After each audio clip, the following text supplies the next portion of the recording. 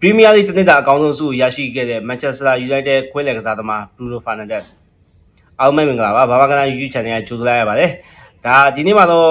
နေ့ညပဲဒါ Premier League ရဲ့တနစ်တာအကောင်းဆုံးကစားသမားတွေဆုပေးပွဲမှာဒါပြီးဆုံးသွားခဲ့ပြီပဲဖြစ်တယ်ဒါ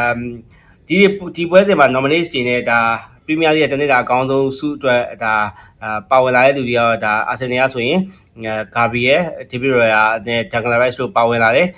ဒါ Manchester United ကဒါ Bruno Fernandes နဲ့Man City ကဆိုရင် Erling Haaland နဲ့ Ryan Shaqiri တို့ပါလာတယ်ဒီ nominate 6ရက်ထဲမှာဒီ2026အတွက်ဒါပေးတဲ့2025အတွက်ရာသီအတွက်ပေးတဲ့ပွဲဆုပေါ့ဗျာဒီပွဲစဉ်ဒီအချိန်ဒီမှာတော့ဒါ Manchester United ရဲ့အခွဲလယ်ကစားသမား Bruno Fernandes ကပဲရရှိသွားတယ်ဒါ Bruno Fernandes ကဒါမဲ့ပြီးခဲ့တဲ့ရာသီတုန်းကအချင်းချင်းဒါဘောအစ်လောက်တာကဒါ20ကြိမ်လောက်သွားတယ်ဒါပိတ်မှုက20ကြိမ်လောက်ပြီးတော့ကိုဖန်တီမှု20ကြိမ်လောက်တယ်နောက်ပြီးတော့ကိုသွင်းတာ6ကိုသွင်းသွားပြီးတော့ကိုပေါင်ပတ်သက်မှု30အထိလောက်ထားနိုင်ခဲ့တဲ့အတွက်ကြောင့်မို့ဒါ Manchester United ကိုလည်းဒါPremier League ကန်ခွင့်ရအောင်ဆွမ်းဆောင်နိုင်ခဲ့တဲ့အတွက်ကြောင့်မလို့ဒီ Premier League Player of the Year 2026ကိုဒါ Bruno Fernandes ကပဲထိုက်တန်ရရှိသွားခဲ့ရဖြစ်တယ်ဒီအခြေအနေမှာကျွန်တော်တို့ Arsenal အသင်းကတော့ဒါ Gabriel ရဲ့ David Raya ရဲ့ Declan Rice ရဲ့ပါဝင်လာခဲ့တယ် Declan Rice ဆိုရင်ဒါ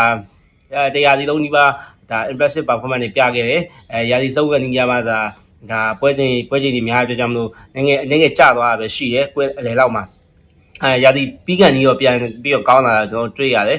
Gabriel ဆိုတဲ့ဒါတရားစီပြီးခဲ့တဲ့တရားစီလို့တော်တော်ကောင်းမွန်တဲ့ခြေစွမ်းမှာရှိခဲ့တယ်David Raya ဆိုရင်တော့ဒါပြီးခဲ့တဲ့ရာသီကဂိုးဒါ19ပွဲစတိုက်ဒါဂိုးမပေးရတဲ့အနေအထားကို Premier League မှာကျွန်တော်သူရွှေလဲဆုလည်းရခဲ့တယ်30ရွှေလဲဆုလည်းရခဲ့တဲ့အခြေအနေဖြစ်တယ်ဒါမက်ဆီယာဆိုလဲဒါ Ryan Shaqiri ကတော်တော်ကောင်းမွန်တဲ့ခြေစွမ်းကိုကျွန်တော်ပြသခဲ့တယ်ဂိုးဖန်တီးမှုတွေများစွာလုပ်ခဲ့တယ်Erling Haaland ကလည်းမိနစ်ကဒါဂိုးတွေကိုများစွာသွင်းခဲ့ပြီးတော့မှဒီ nomination ကိုပါဝင်လာခဲ့ရဖြစ်တယ်ဒါပေမဲ့ဒါ Manchester United တွေကို Champions League ဝင်ခွင့်ရအောင်လုပ်ပေးခဲ့ပြီးတော့မှဒါစတင်တင်ဒါဂိုးဖန်တီးမှု20ကြိမ်လုပ်ခဲ့ပြီးတော့မှဂိုးသွင်းခဲ့ပြီးတော့မှဂိုးပါမတက်မှု30ရရှိခဲ့တဲ့ Bruno Fernandes ကပဲဒီဆုကိုရရှိသွားခဲ့ဖြစ်ပါတယ်ဒီ Premier Player of the Year ဒါ Youngest Player of the Year တော့ဒါဒီရက်မှာ Downman တို့Arsenal Downman တို့Liverpool က Angomoa တို့ဒါ Nico O'Reilly တို့ပါဝင်ခဲ့ရဆိုပေမဲ့လည်းဒါမိနစ်ကမက်ဆီမှာကောင်းကောင်းခြေစွမ်းပြနေပြီ Guardiola လက်အောက်မှာကောင်းခြေစွမ်းပြခဲ့တယ် Nico O'Reilly ကပဲရရှိသွားခဲ့တယ် O'Reilly ကတော့ဒါ Youngest Player of the Year ဆုကိုဒါNico O'Reilly ကရရှိခဲ့တယ် Premier League Player of the Player of the Year 2026ကိုလည်းဒါ